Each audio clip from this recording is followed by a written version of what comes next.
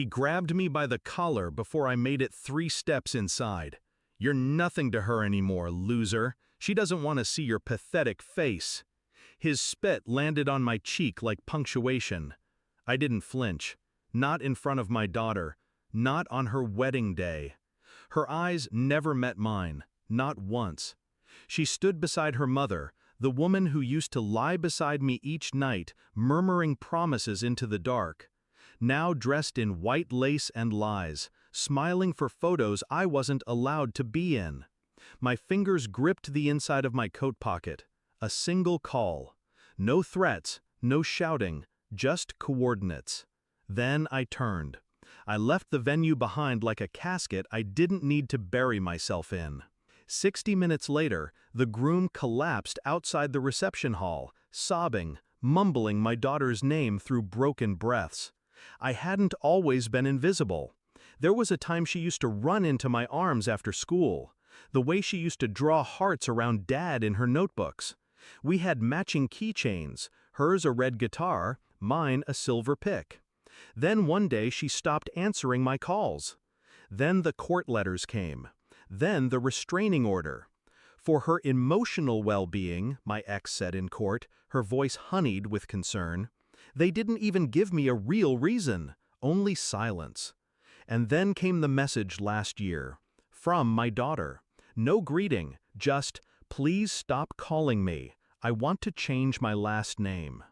That was the first time I felt something die in my chest without pain. Then the wedding invitation arrived. Not to attend, just a notice. A receipt of how far I'd fallen from their lives.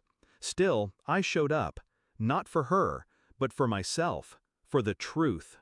Something had never made sense. She had loved me. Fiercely. Visibly. Children don't sever bonds without bleeding. So I began to dig. Quietly. I hired someone better at staying silent than I was. Surveillance, deleted text recoveries, phone pings.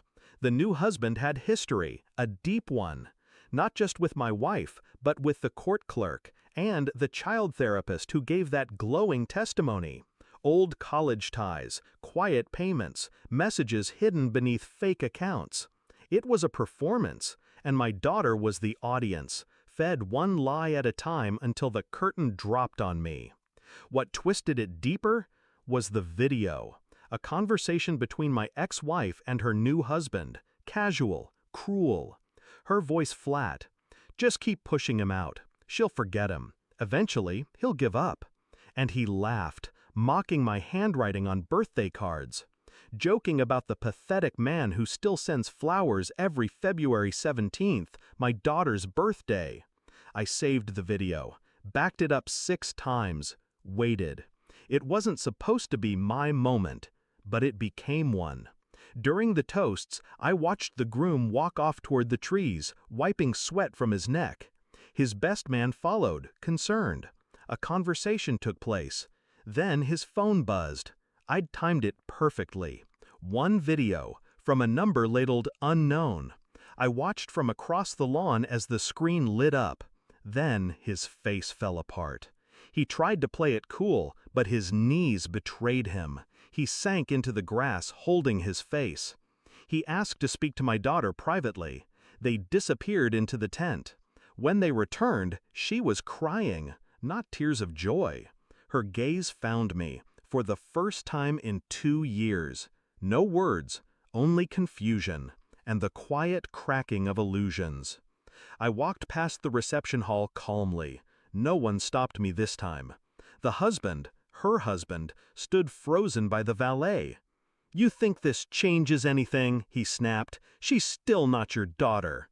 I paused beside him, handed him the same silver pick my daughter gave me when she was 6. "I know," I said, "but she's not yours either." He didn't speak, didn't breathe, didn't chase me when I left. I never raised my voice, never broke anything.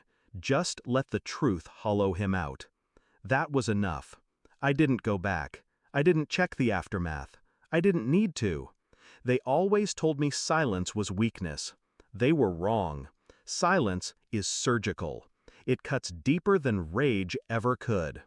Now the truth is out there, poisoned and blooming. No matter what story they try to stitch together now, it will never be whole again. They threw me out like a ghost, so I became one, not to haunt them, but to outlive them. You lose more than family when you betray someone who remembers everything.